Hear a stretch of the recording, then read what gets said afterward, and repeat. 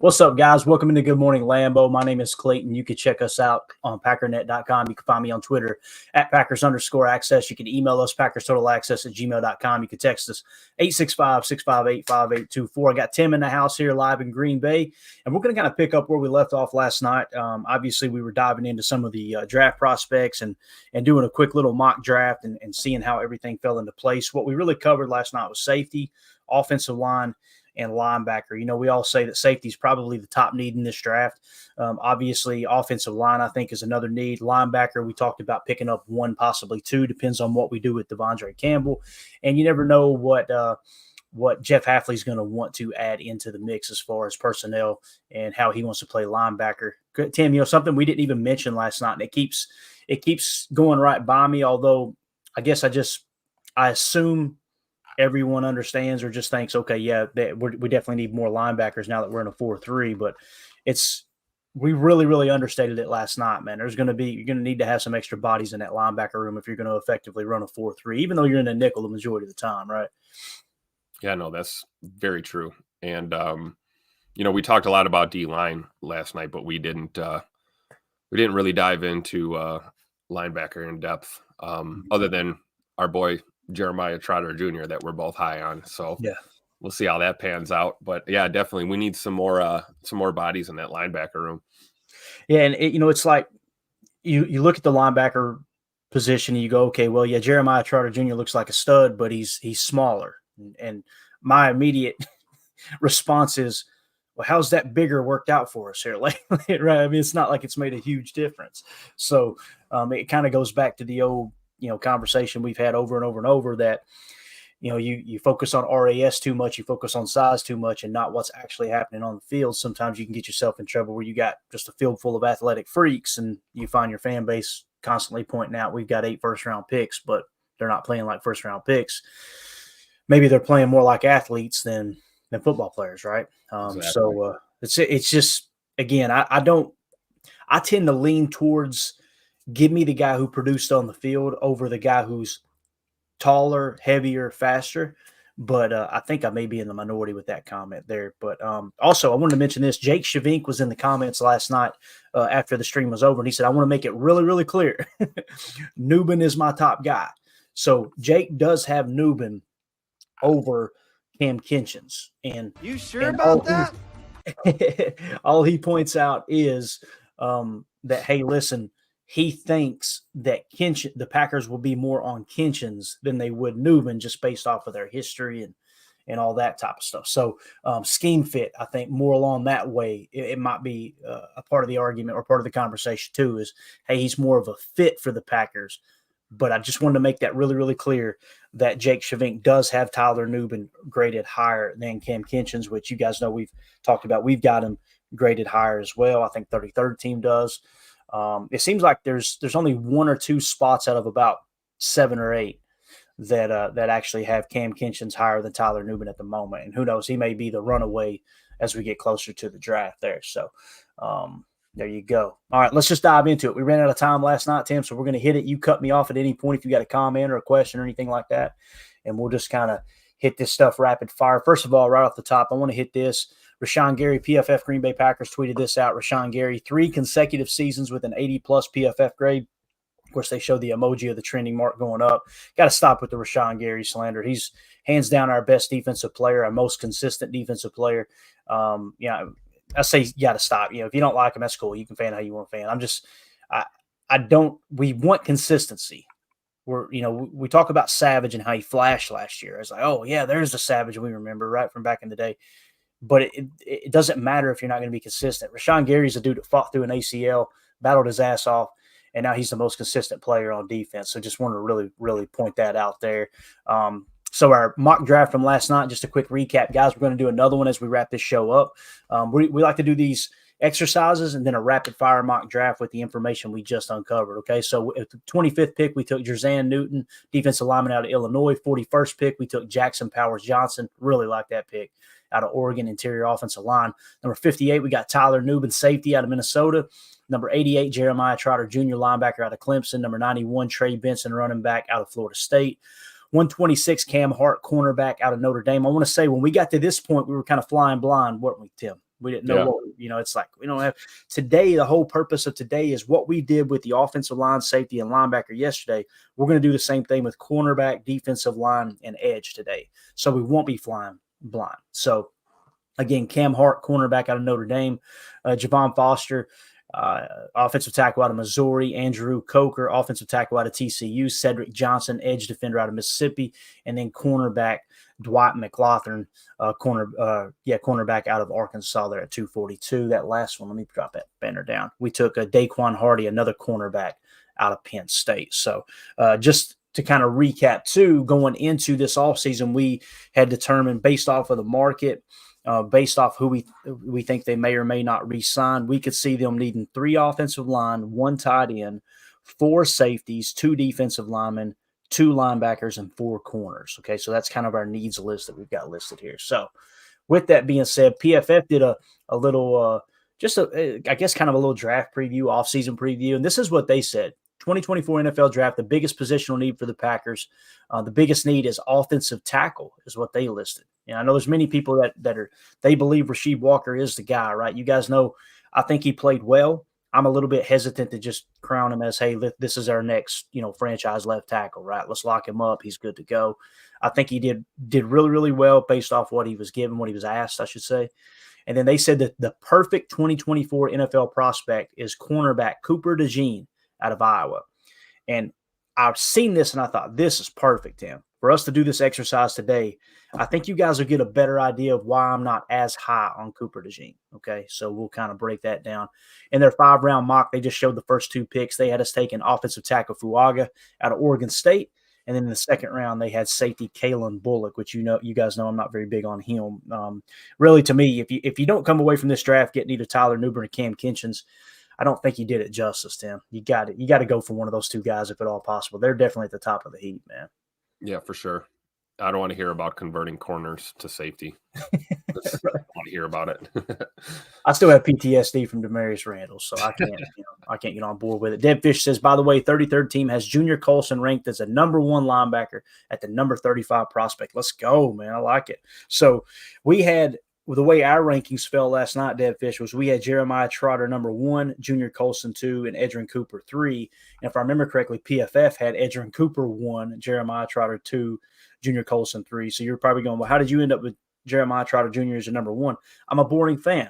I take the safe pick. He's the guy right in the middle. Like, okay, I don't think you're going to get a guy that's going to be a complete bust, and you might not get that guy that's the superstar, right? You got that high floor is what people say. So that's one of the reasons why I'm big on Jeremiah Trotter Jr. That needs it sounds silly, but when a player's parent, when he's a second generation player, it matters, man. They typically work out pretty well.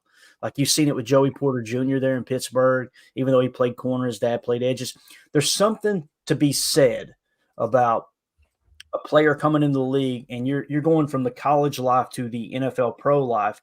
If you have someone coaching you along on how to handle that transition, how to prepare, how to be a better teammate, how to be a locker room guy, knowing what your coaches are looking for, if you've got someone who was in that position for a significant amount of time, you've got the absolute best personal coach any player could ask for. It doesn't mean, because he's got his last name and his DNA, that makes him a great player. For me, it's more of the mindset behind this dude has seen firsthand what it takes to succeed at that next level. Does that make sense?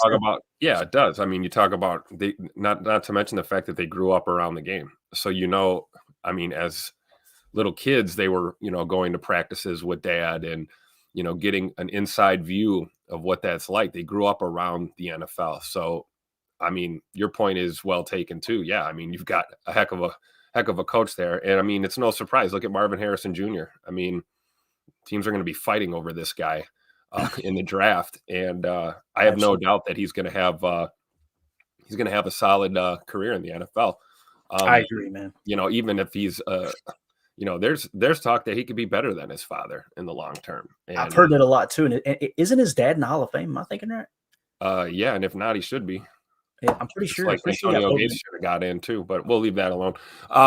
Yeah, I think there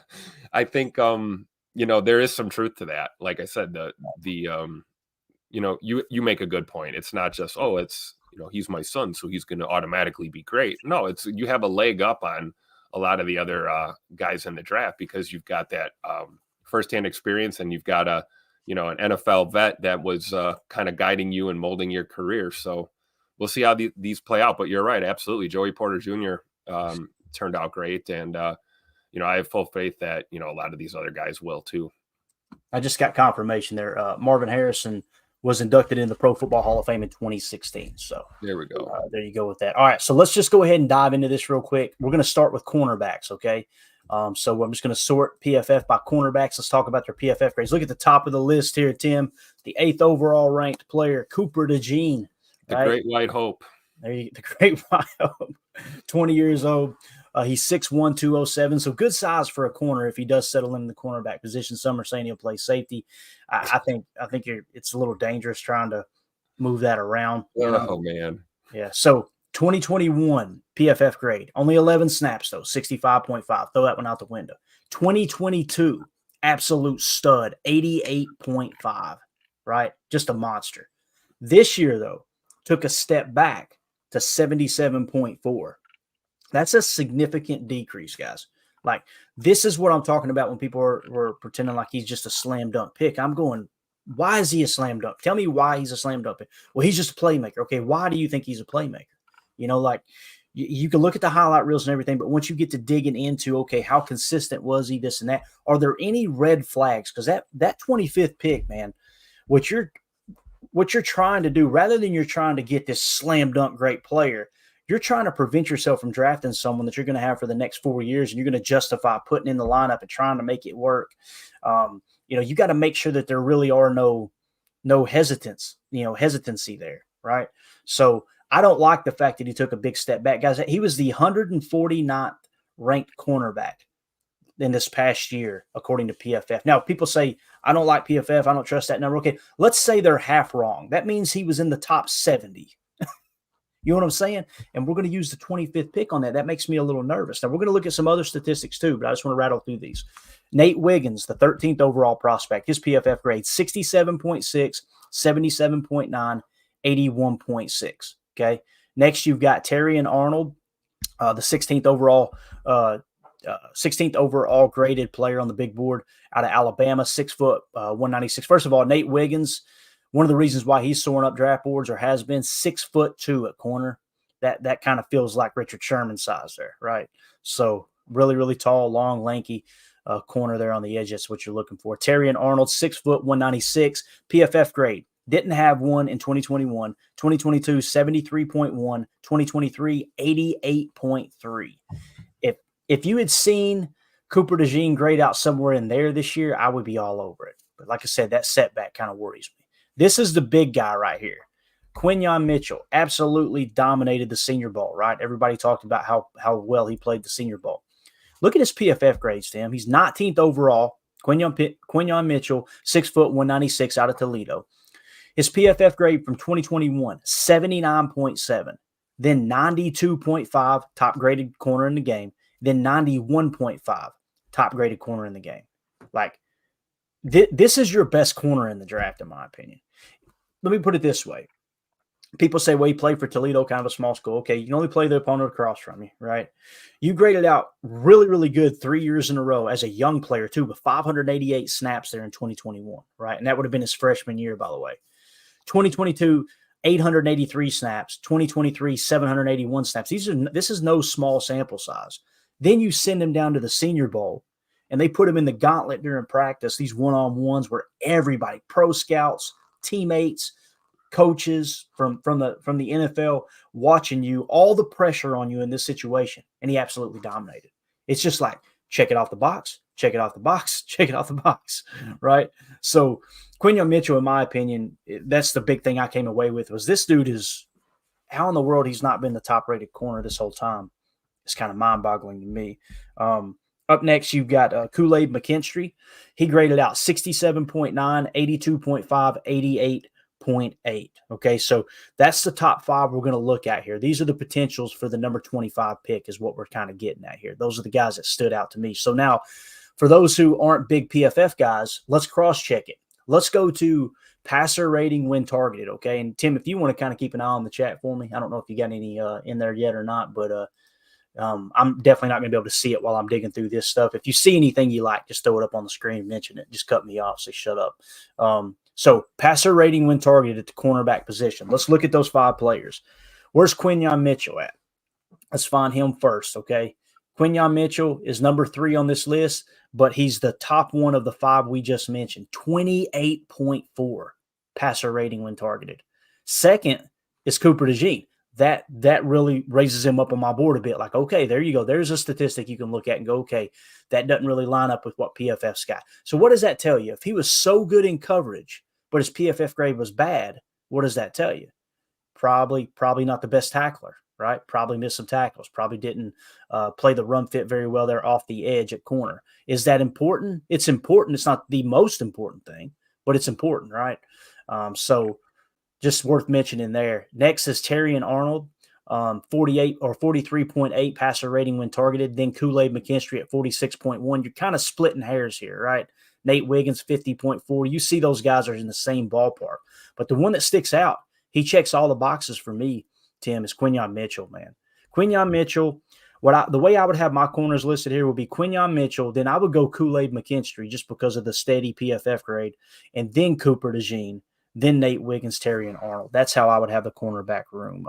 Anything you want me to pull up there? Any comments on what we just covered there, man?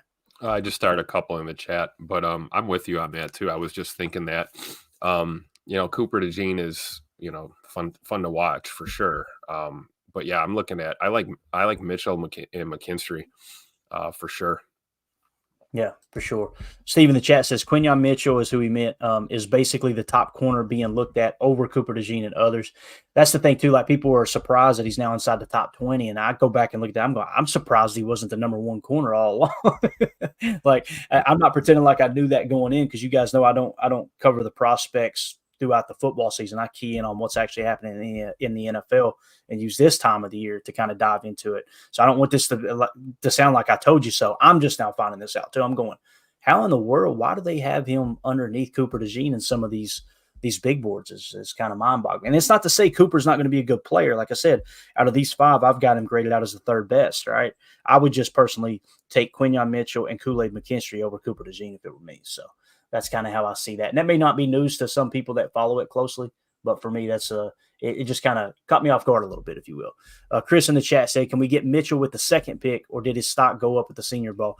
Yeah, there's no chance of getting him with the 2nd pick. In most cases, when I'm doing mock drafts now, Chris, he's gone at 25. So what we're trying to do is get that top 5 list so we can kind of compare it. And then you can see we're creating mini draft boards essentially with each position. We did it last night with safety, O-line, and linebacker. Today we've got 5 on our mini draft board at the cornerback position, and we got 4 at defensive line and 4 at edge. So that's kind of how we're focusing on that for this exercise. Steve in the chat says Mitchell's stock has went up a lot. It's just, it's through the freaking roof, man, for sure. All right, so let's do this, Tim. We got those listed there. Let's move on to defensive line now. All right, so let me drop that down. I'm trying to stay organized here. So now if we hop back over to PFF and we go to defensive line, let's see who the top interior defenders are in this year's draft, okay? So go all the way to the top here. They've got Jerzan Newton at number 10, okay? Then they've got Byron Murphy at 30. So you see a significant drop off there. Okay. Then they've got Chris Jenkins at 43. So let's talk about Newton. Jerzan Newton out of Illinois, 57.7 with 611 snaps. Not good, but a young player. It was his freshman year. 2022, 91.5. 7th highest graded defensive lineman. And then in 2023, 84.9. So if 84.9 is kind of that new floor for him, Tim, that's a solid freaking score right there, man.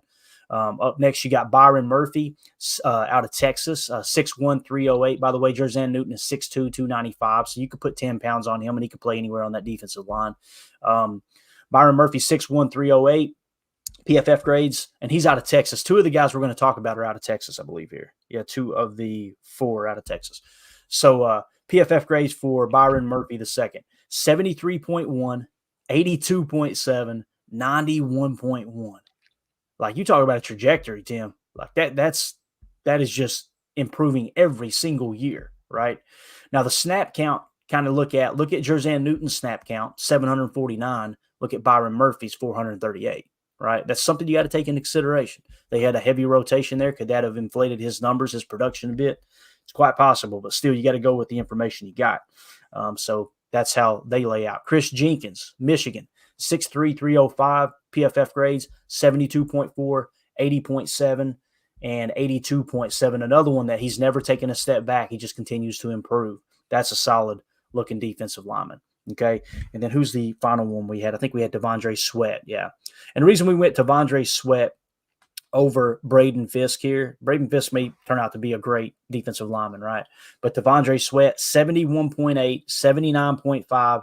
And then last year, he was the highest graded defensive lineman in all of college football. 6'4", 362 pounds. I worry about his weight a little bit, Tim. They'll put him in the weight room. Yeah. That'll be rule number one when he gets to the NFL. So you're talking about someone who can play that nose. If we were still in a 34, I'd go, this is your guy. That is the guy. You put him ahead of TJ Slayton and have TJ Slayton coming off the bench for a breather. That's solid. The problem is we're now in a 43, right? So might not put as much value on that big of a defensive lineman, although if he can still do it, can still get it done, maybe you roll with him, right? So I would think if the Packers took him, they'd be looking at him to get under 350 pounds immediately. Oh, absolutely, man. Yeah, you would have to, right? You'd have to. All right, so there's a couple of different things we can do here. When we laid out those defensive linemen, there's two different facets to play in defensive line, right? Obviously, you got your pass rush and you got your run defense. So I went a little bit deeper on the defensive lineman. Let's talk about pressure percentage first, okay? So of those players, I sorted the snaps and everything so we could get all these players on the same screen so we can kind of combine them together, right? Like in a nutshell, how do these guys kind of sort out here? All right. So let's start with this is pass rush, okay? So this is pressure percentage. Let me get that logo off there real quick if I can at the top. Pressure percentage. I'm sorry. No. This we're going. Are we going pass rush or run defense? This is the. I'm trying to think here which one we're on. This is the positive percentage play is what this statistic is. Okay, so what that means is the percentage of the time that they had a positive outcome. Okay, a positive outcome on the play. Right. So if you go down the list, Jerzan Newton 39.4%. Okay, then you would go down to Chris Jenkins. All right, Chris Jenkins at 36%. And then you would go to Byron Murphy. That was one, right? Yeah, Byron Murphy, 34.4%. Then Devondre Sweat at 31.6%. Okay, now let's talk about playing the run, right? In this defensive line when it comes to, the new 4-3 defense we're going to be running. Who is going to be the most consistent at playing the run? Because, Tim, like last year, we took Devontae Wyatt. We keep taking these pass rushers, right? And his PFF grade were down. People kept going, how is his PFF grade so low, but his pressure percentage is so high? It's because, he's creating pressure constantly. But the problem is when he arrives to the point of attack, he can't finish the tackle, and he plays kind of reckless outside of his rush lanes from time to time, right? So let's key in on this statistic more than anything right now, all right? And that's, basically broken tackle plus missed tackle rate. So what they did was took broke tackle rate and missed tackle percentage, combine them together, right? And they came up with a number. So the way this is going to shake out is the higher the number, the worse the grade, okay? Let me just double check that. As I read that broken tackle percentage here, BT plus MT percentage, the percentage of attempted tackles that resulted in a player failing to bring down the ball carrier when they are in a position to do so. So these are this stat right here. Like I said, from worst to best is essentially how it's laid out. So at the top of the list, who is it? It's Jerzan Newton, right? Yep. So Jerzan Newton, 18.8%. So kind of feels like that whole Devontae Wyatt. Right. So when it came to pass rush grades and when I went through and looked at the pass rush statistics and everything, Jerzan Newton was first in pass rush, okay? Chris Jenkins was second in pass rush. Byron Murphy was third, and Devondre Sweat was fourth. So we broke this down into two different categories. So with this run defense and this broken tackle plus missed tackle percentage, Jerzan Newton actually grades out as fourth of four here. as the worst. Byron Murphy is third of 4, okay, what is it, 17.1%. Then Chris Jenkins, right, at the 14.4% mark. Look how far down this list T'Vondre Sweat is. Yep. Like, this dude is 6.4. Yeah. solid at tackling, man. 6.4%. So he's hands down the best at run defense, but he's the worst at pass rush. Okay. In my opinion, just the numbers that I've crunched this morning. Okay. And you guys may disagree. You may have another number or statistic. Hey, that you see it different. This is just how I'm seeing it. So if you were to break those, right? If we want him to play nose, that's okay. Yeah, absolutely. If you want him to play that one tech and that 4-3, where just someone who's just disruptive up the middle, I mean, you want to stop the run. This is what I'm getting at. If you want to stop the run, T'Vondre Sweat's your guy, right? If you want to get after the quarterback, Jerzan Newton might be. So Sweat, the next grave digger, says Peter Stone, man, wouldn't you love to see this Gilbert Brown 2.0 right here? Woo. Big old boy. He's a lot bigger than Gilbert, too. That's what's crazy to think about. Like, Gilbert was a little bit shorter, if I remember correctly. This dude is like really, really tall, too. So, with that being said, I took the pass rush numbers rankings of those 4 players and the run defense rankings of those 2 players, and I combined them, averaged it out. So here's how I got my defensive lineman ranked. Chris Jenkins, number 1. Again, I'm the boring fan that looks for consistency. I want the safer pick as opposed to let's swing for the home run and we might, strike out. So I've got Chris Jenkins first. He was second in pass rush, second in run defense. Then I've got Jerzan Newton second. He was first in pass rush, fourth in run defense. Then I got T'Vondre Sweat at third. He was fourth in pass rush, first in run defense. And then fourth on the list is Byron Murphy, who was third in both categories. Okay, so that's how I see it. Chris Jenkins, Jerzan Newton, T'Vondre Sweat, and Byron Murphy is how I see it listed. So when we get to that 25th pick, we can look and go, the goal is, out of all these players, how many of these number ones on this short little on these mini draft boards by position can we land in the draft? That's the goal. That's the overall goal of the mock draft we're going to do. So any questions there? Any comments there, Tim? No, I got them kind of the same way as you. So I'm with you on that.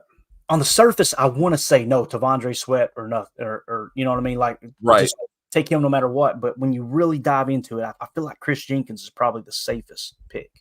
So, yeah, that's maybe it's just the old Packer fan of me that just wants to see another K Jenkins out there like Cullen back in the day, which I think his was a C actually. But when I see Jenkins on the front 4, it's like, come on, man, let's bring back the old days. Cullen Jenkins was an absolute monster.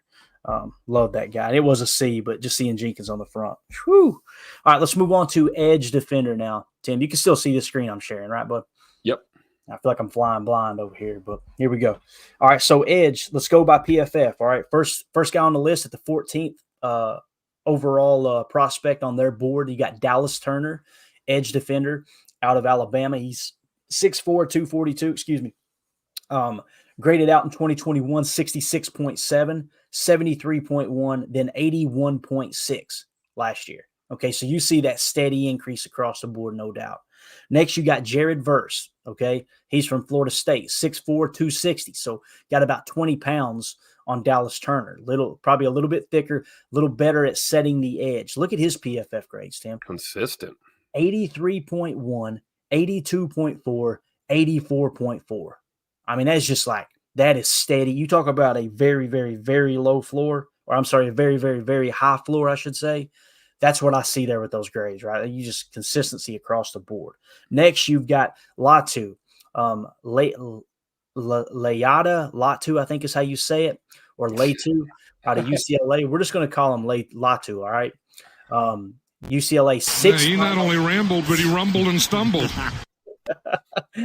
He's 6'5", 265 out of UCLA. You might as well keep that soundbite at the forefront of the list when I'm trying to talk about prospects too, Bo. I suck so bad at pronouncing the names.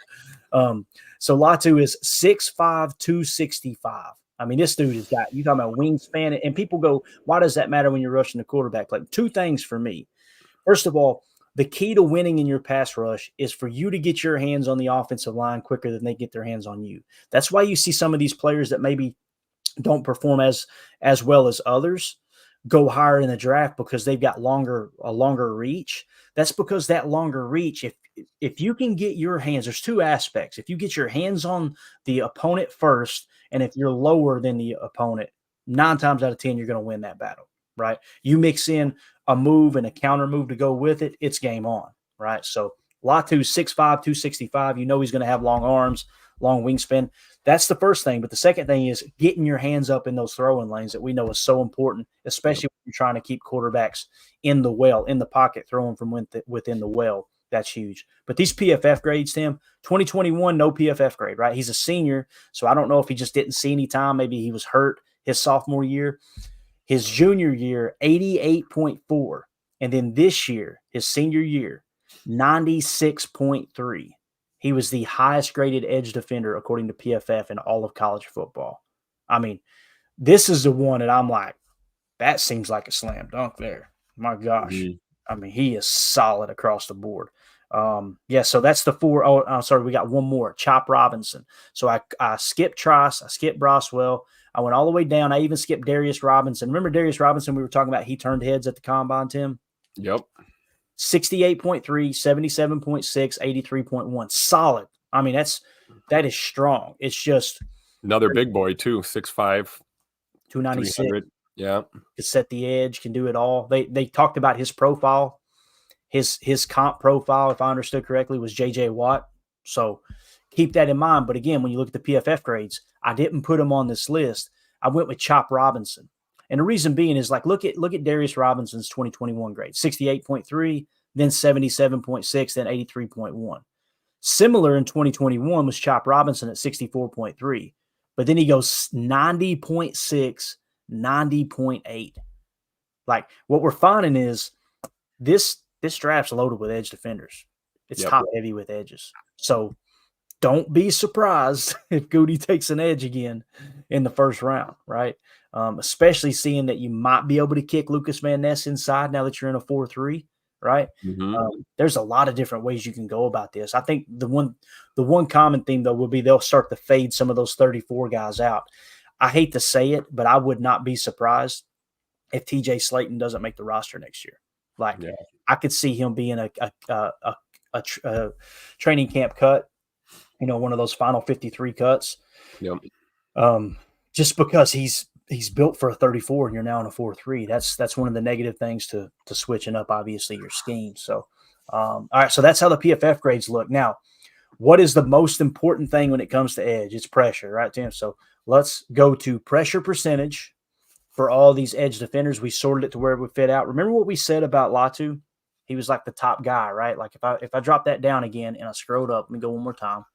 Look at that, 88.4, 96.3, right? Well, let's cross-check it with SIS and look at the pressure percentage. Look who's at the top of the freaking list. 23.2% pressure rate at UCLA for Latu. So, I mean, if you haven't caught on yet, he's my top edge defender, hands down. All right. Number 2. Look who's number 2 on the list. Chop Robinson. Well, guess who was number 2 on my list when I was sorting it according to PFF? Because of the PFF grades, the things that we just talked about. When you went back to Chop, you had those 2 great years right there in a row, right? It looks like he's going to be a very, very stable pass rusher. Number 3 would be Jared Verse at 18.4%. Then you've got Dallas Turner at 17.4%. So I would have them ranked Latu 1, Chop Robinson 2, Jared Verse 3, Dallas Turner 4. Now, again, let's go back to the PFF board real quick. Who did they have at the top of the list? Dallas Turner. Why is that? He's a freak. He's going to be one of those guys that measures out well. There's no doubt in my mind. He's that guy that every year you've got this dude. It's like, okay, well, he wasn't great the last 2 years, but last year he was solid. But, man, he's a physical freak. I think that's why Dallas Turner is getting all the hype he is. Expect him to grade out really, really well, measure out really, really well at the combine is what I'm getting at. And you guys know I'm not as big on those guys as opposed to what actually happened on the field, who graded out well. So got anything to add there, Tim, as far as edge? Any questions, comments, thoughts?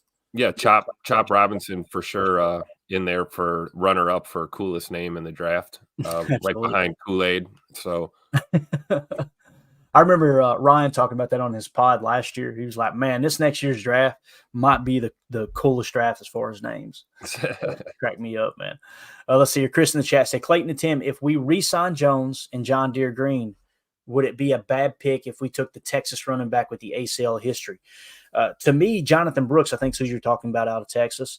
To me, he's hands down the best running back in this draft. It's just how is he going to recover from the ACL, right? If you do bring back A.J. Dillon, I feel a lot better about Jonathan Brooks, especially if he somehow, some way falls into the 4th or 5th round because of the ACL. That's like, all right, yeah, that's good value investment for the future. If he comes back healthy, then you've got Aaron Jones's replacement. You pretty much – you're taking a gamble on, is the injury going to be long-term or not? You don't know how people are going to recover from those things. I think we've learned from Bach. It's still a guessing game as much as we like to pretend like, hey, it's this is 2024 and these things aren't a big deal anymore. I mean, you've seen firsthand how it can get out of hand real quick and trickle down. But I think if you get him to fall into the 3rd, 4th, or 5th round and he's on the board, I'm totally cool with that, especially if you got A.J. Dillon coming back. Because like you said, you can just keep him on the PUP list, the IR, whatever you want to call it, right? And kind of let him redshirt the majority of this first year and maybe get him at the end of the year, have Emmanuel Wilson on there, and then maybe sign another Emmanuel Wilson in free agency there, when people start cutting players, someone who's going to hop on and off the practice squad until Jonathan Brooks is healthy, right? So, and he's a younger player too. So when you're talking about injuries, you're taking a rookie here with an ACL history. That's a lot different than a grizzled veteran running back with knee problems. So very good point. And I just wanted to confirm here too that is Jonathan Brooks. He's 6 foot 207 out of Texas. PFF has him as the best running back in the draft. And what we're talking about with the ACL, I think Jake Shavink confirmed for me it happened in October or November. So you're probably looking at realistically him not being back until November, right? So you're going to be forfeiting a good chunk of the season with him. But again, if he falls, his PFF grade this year in 2023 before he got hurt on 450 snaps was 91.4. One thing to take into consideration, though, look at his past snaps too, though, Tim. 2021 only 34 snaps, 2022 only 64. So that's something you got to take into consideration too. If he falls, like I said, if he falls outside of the top 3 rounds because of that ACL, I'd be okay with them kind of stockpiling him in the back there. So for sure. All right, man. You ready to do another quick mock draft? You good with it? You know it. All right, let's see if I can get over here without making things too crazy. Let me drop this down real quick. If you want to hit on something in the comments while I set this up, I'd appreciate it, man. Yeah, I'm. Let's see who I can. We got William Gould in here. Not to completely run down PFF or RAS, but neither of those measures heart or instinct. Very good point. That's a valid point. But it's like, what there really are no metrics other than like an EKG or EEG machine to register your heart. Instinct is something. Those are tough metrics. Instinct is something that you see as a player develops, right? As you get more experienced, you see guys that can become, ball hawks on the defensive side, or they have a good knack. Like we talked about, Charles Woodson last night, football instincts. Yeah, you can teach some of that. A lot of it comes with your development. But when it comes to heart, yeah, you want guys that have their heart in the game and things like that. But, I'll take the guy that can play the game, better, who maybe doesn't quite have as much heart into it, as opposed to the guy that's all heart and can't get it done. So exactly, I'm with you there. Tough measuring the immeasurables. All right, so we've got our entire mini draft board created here. We've got 2 safeties on the board, Tyler Nubin at 1, Kinchins at 2. We got 4 offensive linemen, Powers Johnson 1, Christian Haynes 2, Cooper Beebe 3, Fuaga 4. Linebacker, we got 3, Edrin Cooper 3. Jeremiah Trotter Jr. 1, Junior Colson 2, Edrin Cooper 3. Then you got Quinyon Mitchell at corner as our number 1, Kool-Aid McKinstry 2, Cooper DeJean 3, Nate Wiggins 4, Terry and Arnold 5. You got defensive line. Number 1, we got Chris Jenkins. Number 2, Jerzan Newton. Number 3, Tavondre Sweat. Number 4, Byron Murphy. And then at edge, we've got 4 on there. We got Latu, number 1, Chop Robinson 2, Jared Verse 3, and Dallas Turner, number 4. So let's do us a mock draft. You ready, Tim?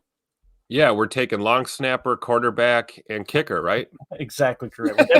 Definitely taking the kicker. We're going to trade up and get a kicker in this draft, no doubt about it. So we're going to refuse all trades. Our pick's way more valuable than anything you guys have to offer. So let's do this. Let's go right down the list here, and we're gonna kind of see, all right, who is available in each position that we like. All right, first of all, safety, they're both there. They're projected 40 and 49. Okay, so keep that in mind. They're there.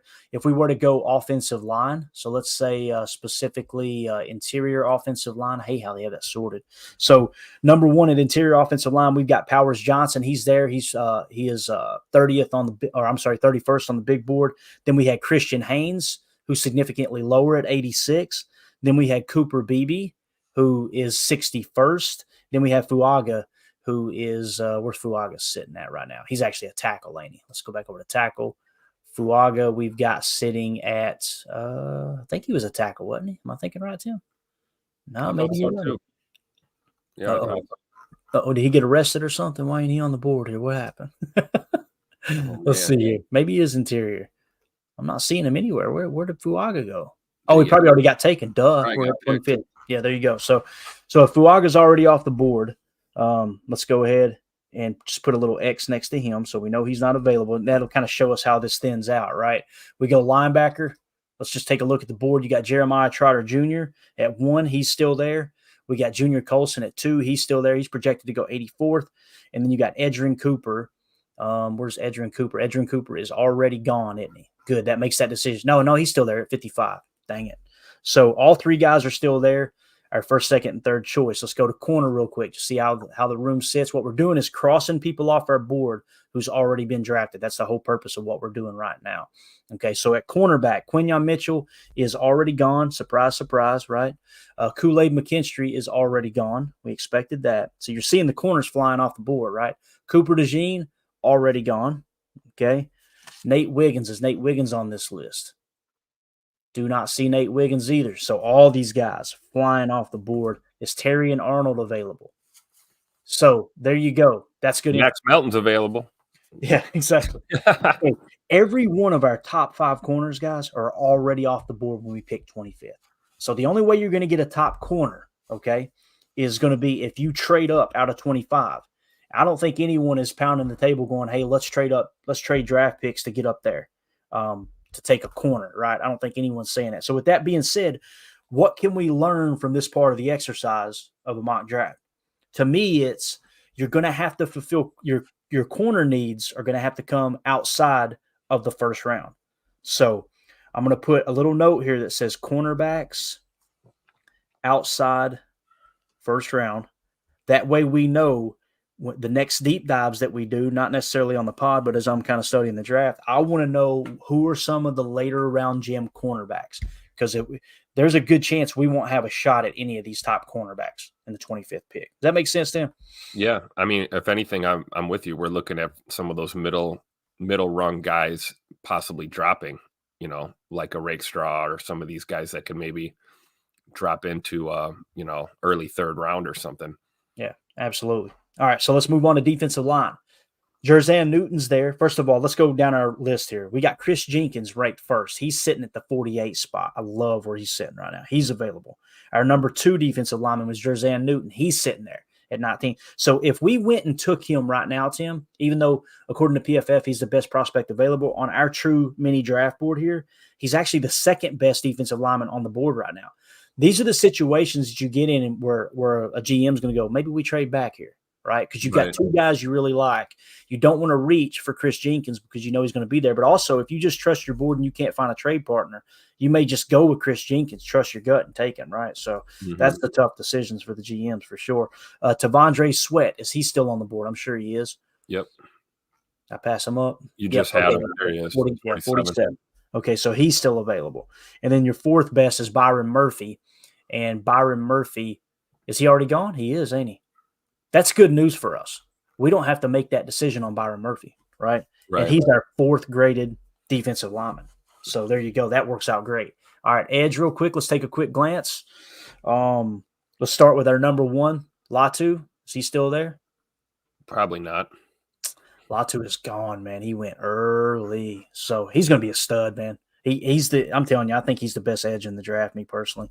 All right, Chop. Do we have a Chop Robinson? Is that Chop Robinson there? Because Chop Robinson plays for Penn State. Damian Robinson. I need somebody to check that for me. Actually, if you want to hit the chat for a second, Tim, let me see what Chop Robinson's real name is. I just want to make sure because this has happened before. We took the wrong Robinson. Let's see here. Let me just get it done. Yep, that's him. It's Demion Robinson, I believe. Chop sounds a lot cooler. So, all right. Chop is available. Just to confirm there. It'd be my luck there would be two Robinsons playing edge for Penn State, and we take the wrong guy. So he's available. He was our number 2 edge. Jared Verse. Let's see if he's still there. I'm not seeing him anywhere. Jared Verse is off the board. All right. And then Dallas Turner. Is Dallas Turner off the board? I imagine he is. He was like our top graded guy. Yeah, so he's gone. All right, cool. So you've only got one edge left. Here's the whole purpose of this. There's no corners left. We learned what we need to learn there. So all the other positions, both the safeties are there. 3 of the offensive linemen are there. All 3 linebackers are there. 3 of the defensive linemen are there. There's only one edge left, and that's Chop Robinson. So I'm going O-line with the 25th pick then. Would you see? My pick would be Robinson if we want to get one of these top 5 guys or top guys on the tier. So you think you'd rather go offensive line? Let's look at it real quick. So you got Fontana. He is not in our top list. You see what I'm saying? Like if we're working the best of the best off our board, the only guy to me it would be Chop Robinson. You would have to choose. Yeah. As far as linemen, Jackson Powers Johnson is our top graded lineman, right? But there's still a guy ahead of him, so it'd be a bit of a reach there, right? Christian Haynes, 86, he's still down there. That's our number 2 offensive lineman. Our number 3 is BB. BB's sitting there. He's kind of projected. So we might have a couple left at 41 or 58. I get what you're saying. Yeah, the goal is to get as many. The top priority is get as many of these guys off of these mini draft board lists as possible, right? And then the second priority is get as many of the lower number guys. In this case, Chop Robinson is our second highest graded edge defender, but he's the only one left. That's why that would be my pick, to see if we can get one guy from all of these. We know we can on corner because that's already done. So right. I'm gonna go Chop Robinson here, but I'm gonna make a note that you wanted. If you didn't go Chop Robinson, which one of those offensive linemen do you think? Well, no, I mean now you've convinced me here. Looking at what we're looking at now, because I don't want to. You're right. I don't want to burn a pick. Wasting a pick on someone if they're going to be around at 58 or hell even 88. Right. So I would say it's between Jer'Zhan Newton and Robinson right now. So I guess, you've convinced me. Didn't take much to convince me to go defense with our first pick. If you did go line, like you said, offensive line, I imagine it would have been Powers Johnson. Is that what you were thinking? Probably. Okay. Yeah. I'm going to make a note there because it's important. It's important to know that. All right, cool. That was kind of the big decision we needed to make was Chop Robinson or Powers Johnson. That's why it's important to kind of mention that. So good stuff there. All right, let's go ahead and we'll have to speed up this process or we're going to go way over. We're going to go Chop Robinson here. They didn't like the pick. We don't care. So, all right, that was our top pick there. We got an edge, Chop Robinson. We'll be able to save it afterwards. All right, so Chop Robinson's off the board. All the edges are off the board, okay? So now let's go to this next spot as we're in the 41st spot. I think we all know which direction we need to go here, right? We got both safeties available. We can take Newbin or we could take Kinchins, okay? You guys know Newbin is higher on our board, right?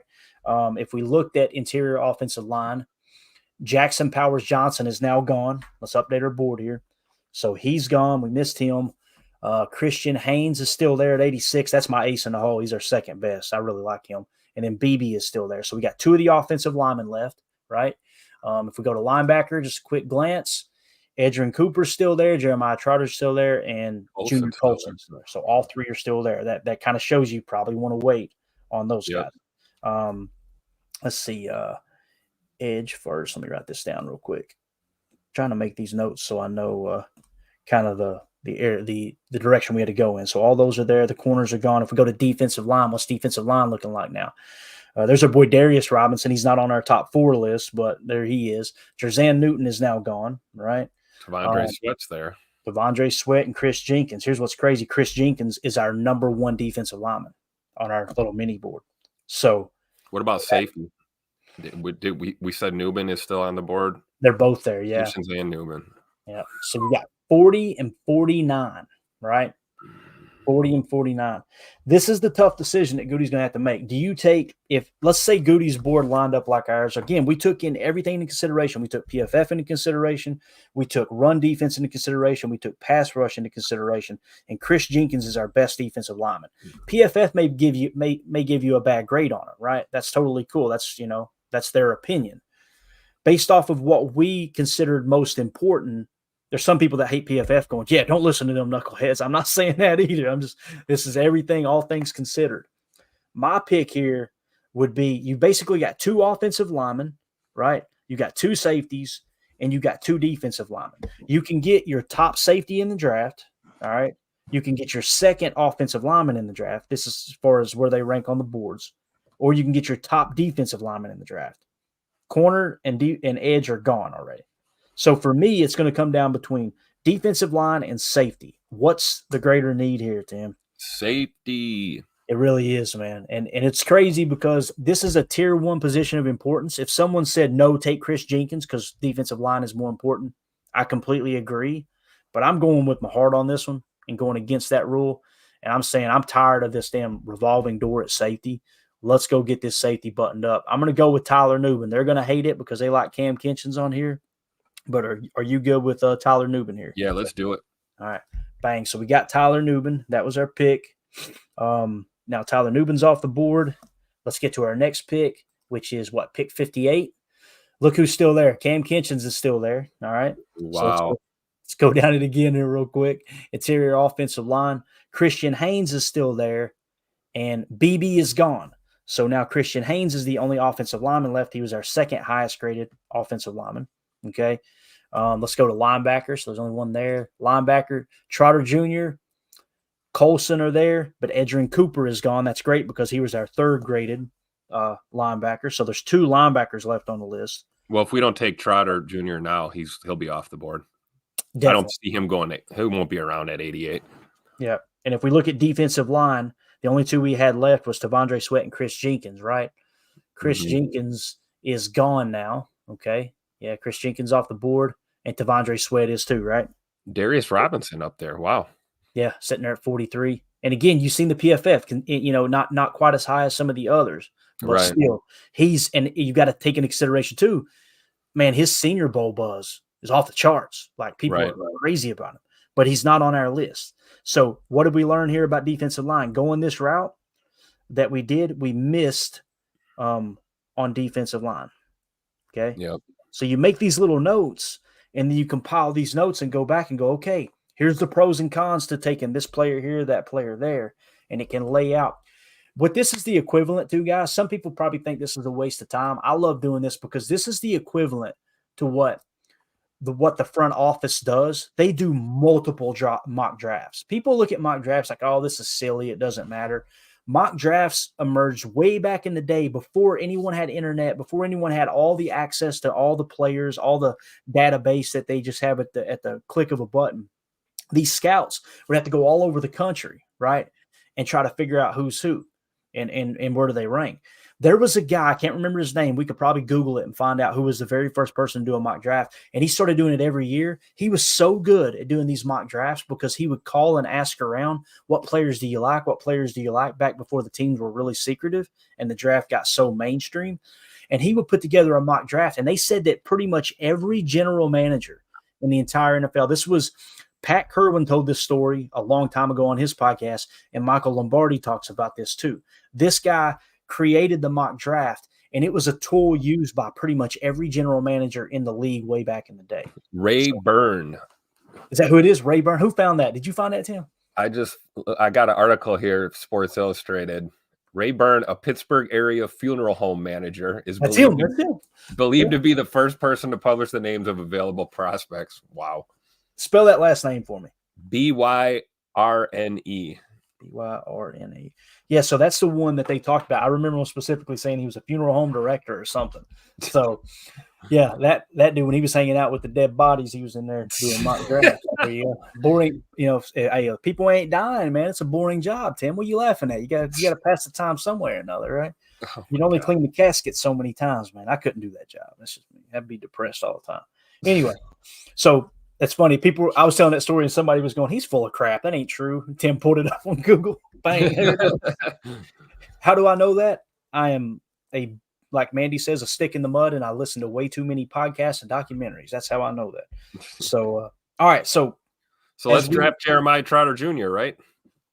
it comes down to Jeremiah Trotter Jr. is our number one graded linebacker, so we could get a 1 there, right? The defensive line's gone, the corners are gone, the edges are gone. It comes down to which one do you value more here, Tim? It's going to be tough, dude.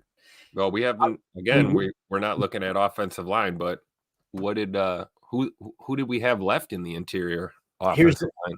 Here's the thing: there's only one offensive lineman left, right? And it just so happens he's our number 2 graded offensive lineman. And that's our boy Christian Haynes. Now he's projected to go 86. This is how, or not projected to go, but he's 86 on the big board. So this is how I would look at this.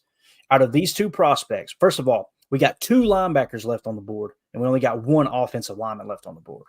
Okay, so if you looked at it from that angle, probably need to take Christian Haynes here, right, to ensure that we get a decent offensive lineman in this draft. But if you looked at linebacker, where do these guys fall? Trotter Jr. probably not going to be there at 88. Junior Colson is 84th on the board. That's why I'm leaning towards Trotter Jr. right now. Yeah. So Christian Haynes is 86th. Junior Colson is 84. So if you looked at it that way, you would say, yeah, it made more sense to get the interior offensive line because there's a better chance that, or it make more sense to get Jeremiah Trotter Jr. because there's a better chance the interior offensive lineman would be there, right? Right. And also, to tip you over the edge, it should be the most important thought in this whole exercise, is Jeremiah Trotter Jr. was our highest graded linebacker. So this makes all the sense in the world. We got to go Trotter Jr. here, man. Got to. Otherwise, we'd be in a scenario where we're looking at, Junior Colson or Gray or some, who might be left at 88. I'd take Trotter Jr. for sure. Definitely. All right, here we go. Bang. Let's do it. So we got Trotter Jr. at linebacker. He's off the board now. Let's see if somehow, some way Christian Haynes is there. And this is how general managers end up double dipping sometimes if both of those players are still there when you pick at 88. And listen, here's the other thing too. Some people might have been screaming, let's take Cam Kinchins. I would be cool with that too, because you can really flip that. We did that in one of our other mocks, right? We took Absolutely. Newman and Kinchins. Yeah.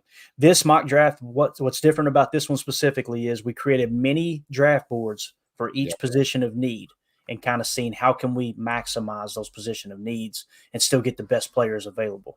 So linebacker Junior Colson is not there, right? Surprise, surprise. We did, we expected that. And then offensive line, here it is. You ready, Tim? Yeah. He's there. Holy cow. Oh, that's a done deal. Take him. Yeah. That's our second highest graded offensive lineman in the draft, according, all the information that we kind of compiled there amongst PFF and blown block percentage. That was the other thing too, right? So we did that last night. His blown block percentage, I actually probably do have the graphic. Let me just flash it real quick. We're at the 58-minute mark. Dude, we're doing good. Look at this. Blown block percentage. Where was it at? I hope I didn't. I may have deleted it. I know we had it last night, right?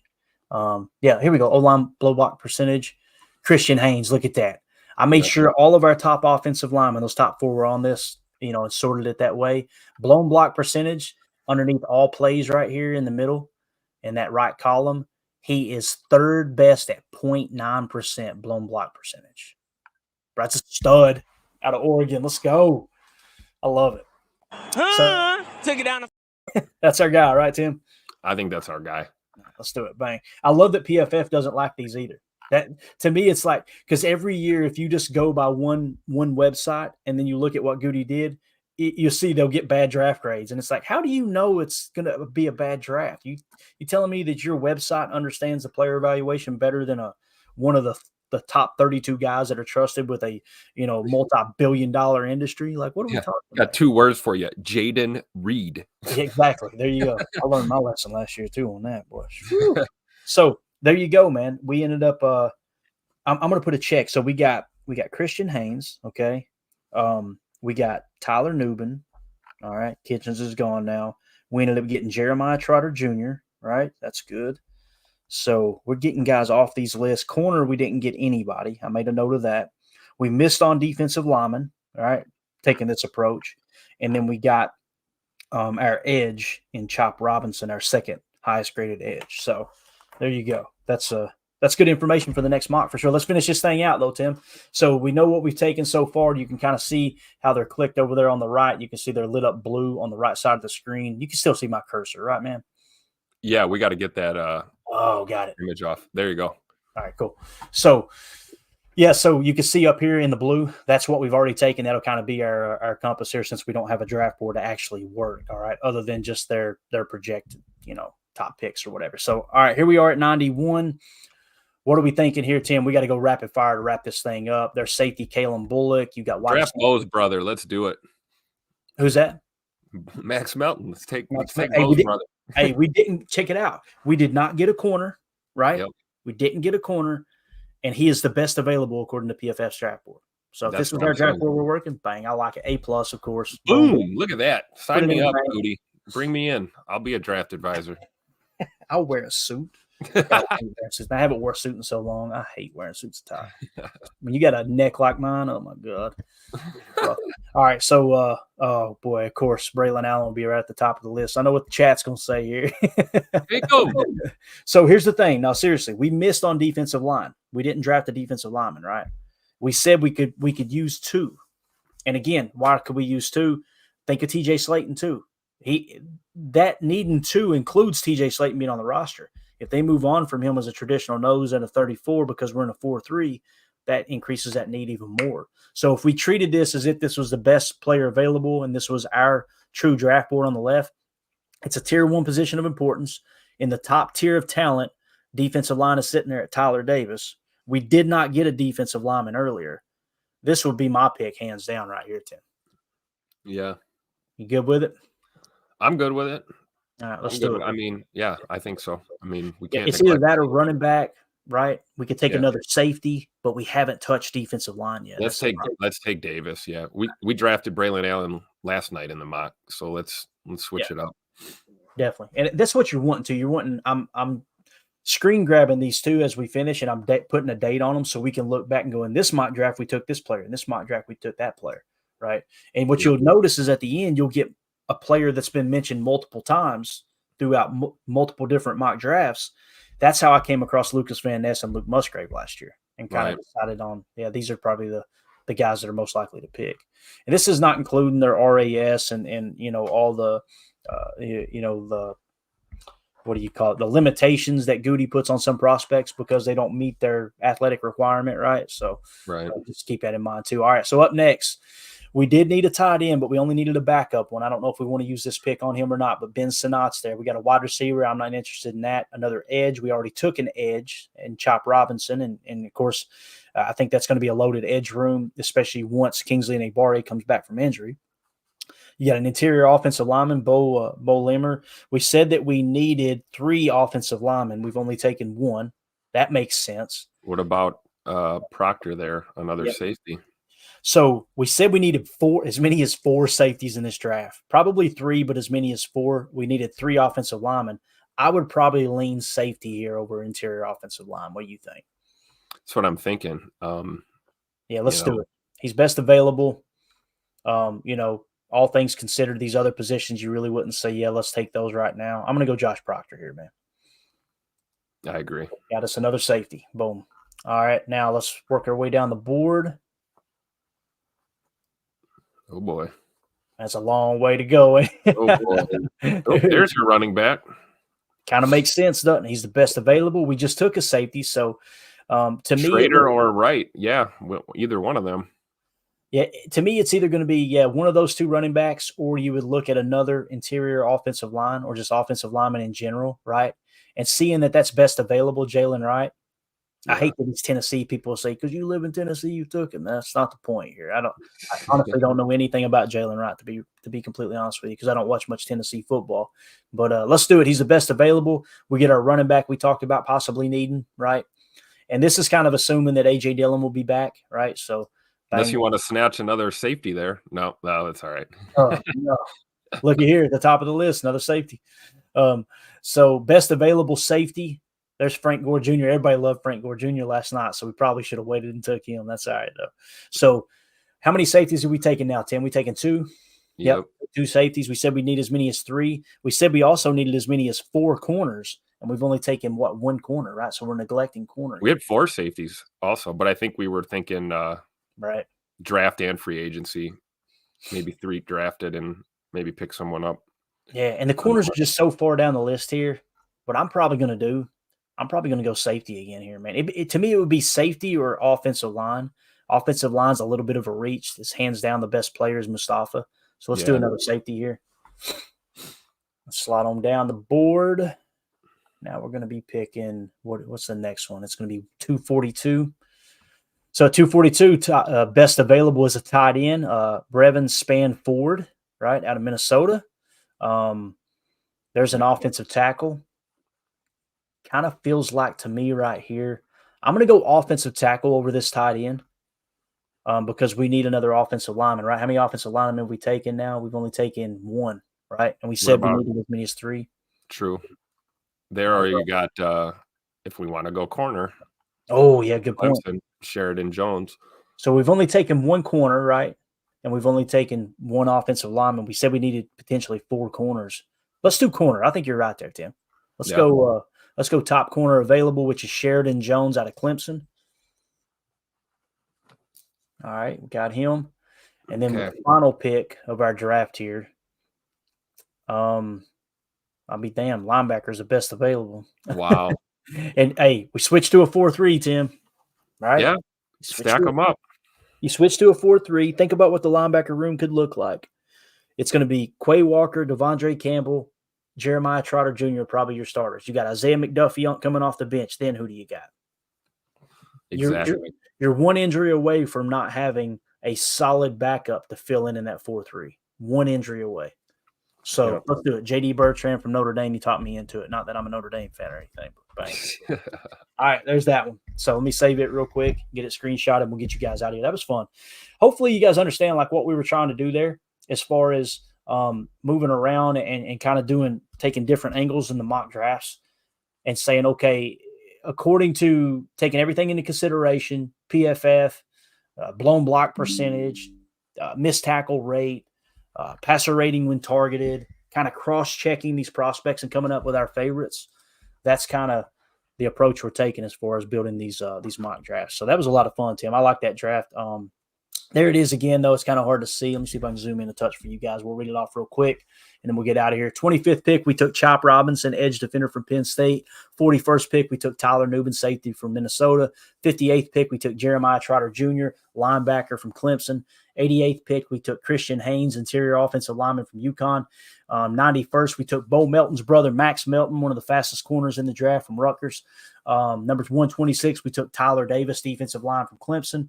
167, Josh Proctor, safety from Ohio State. 203, Jalen Wright, running back from Tennessee. 215, Malik Mustafa, safety from Wake Forest. And then we had 242, Sheridan Jones, cornerback from Clemson.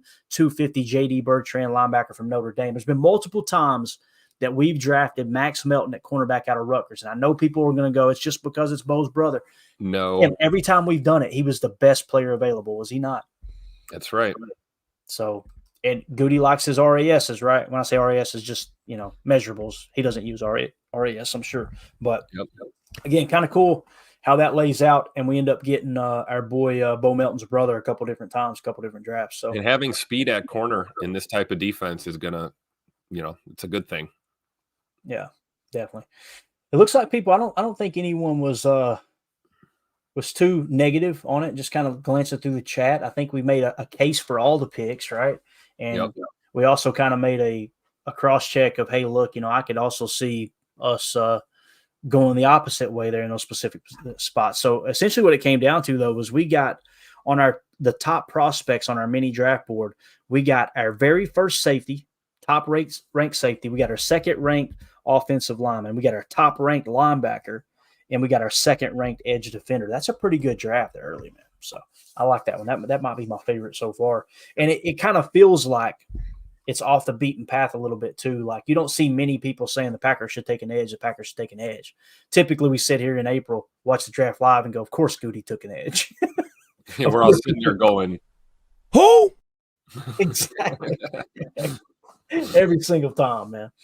All right, Tim, you got anything, man? Let's wrap this thing up. No, this was great. Always getting perspective, I love it. I'm sure we'll do some more. And, it'll be fun to see everyone and how they adjust their draft boards after the combine. So, only time will tell. This is fun to get this groundwork in now. And that way, when these names start popping up or you see them running around in their underwear doing the 40, you'll have a reference. This is good. Doing our homework, man. I love it. Yeah, it's just trying to look at it from every different angle. And then when we compile these mock drafts at the end and we get closer to the draft, you'll notice his name. And this is what I'll do. I'll look at all of them, compare them, and go, okay, this player here, Christian Haynes, he was drafted the most by us in all of our mock drafts. Tyler Newbin was drafted second most, and so on and so forth. And I have that as a little cheat sheet when we go into draft night. And when we get on the board, I go, that's what I did last year. It's like Lucas Van Ness is the one that I drafted the most in all these mock drafts. Probably the pick here. Bang, he gets taken. Yep. Same thing with Luke Musgrave. I selected him multiple times in the second round. Might be the pick here. I told Ryan, I remember that one specifically on air. Ryan asked me, I think he said, what do you think here? And I said, I think this is Luke Musgrave. And sure enough, it was him. So it's not that I'm so smart. It's that we took all the time to compile the information. Again, I haven't watched these guys, dude. I don't look at the tape and go, no, he's better than him. I'm not that good at grading tape. I'm not going to have that kind of ego. I look at it like the people that we trust. And with my board, and again, it's nowhere near being finished. It's very, very, early. But all this information you'll find in my board, each of those columns, look at B, C, D, E, F, G, right? There's going to be 4 more columns on the right side. This is just updated where it sits right now. I've got qualifiers that go through, and these are people's opinion that I trust, publication's opinion that I trust, not my personal preference, right? Yep. Like I think this player is better than that player. So here's the thing with tape too. You're only seeing the best of the best. Nobody's running tape on when you blew a block or missed a tackle. Bingo. That's the part that bothers me. Is like, this is the guy we need. You just showed a highlight reel, bro. Like, yeah, that's it. Yes, he pancaked 2 people in one game, but what's his blown block percentage? If you don't know that number, hey, do your thing, but I'm not going to use you as a reference of, hey, this, let me bounce it off this guy, right? We're all guilty of that. We love highlight reels. We love watching our favorite players just absolutely exceed. I post highlights just about every day on Twitter, going back through the previous season. It's just, to me, I want to know who screwed up as much as I want to know who did this absolutely great, because that's going to kind of tell the whole story. And, the goal in the draft really is to not draft a bust. Just as much as it is to draft a home run, right? So, But this is a lot of fun. Like I said, I look forward to the others we're going to do, and it all has a purpose. Don't think this is just killing time. This is just, we're compiling data every time we do a mock draft. So, Tim, appreciate your time, man. This was a lot of fun. Everybody in the chat, thank y'all so much for hanging out with us. United Bates, you hit the nail on the head here. He said, congratulations, Tom Grossi, NFL Fan of the Year. Did you guys see when he was when Roger Goodell snuck up on him last night? Yeah. God, it was absolutely awesome, man. Tom Grossi obviously raised over $500,000 for St. Jude. You talk about really making a difference. Love what that dude brings to the table. So shout out to Tom. Thank you for representing Packer Nation. Thank you for being a great human being and just always trying to focus on other people, man. That's what it's all about. So Packers had a winner at the NFL Honors, and it was because of Tom Grossi. So how about that? That? Shout out to Tom, man. Congratulations. The fans showed up at NFL Honors this year. That's pretty cool, man. I didn't even think about that. So, all right, guys, we're out of here. We'll see you tonight for PTA Live. As far as I know, we're going to be doing a show. Tim, if you can't make it, it's totally cool. I know sometimes we do the date nights with the wives on Friday nights. As of right now, I think I'm planning on doing one, but I'll get that firmed up. But regardless, we will be doing another Good Morning Lambeau tomorrow, and then another PTA Live tomorrow night too. So should see us tonight. If not, we'll see you tomorrow morning. But appreciate y'all hanging out with us. As always, let's go out and be the change we want to see in the world, and go Pack Go.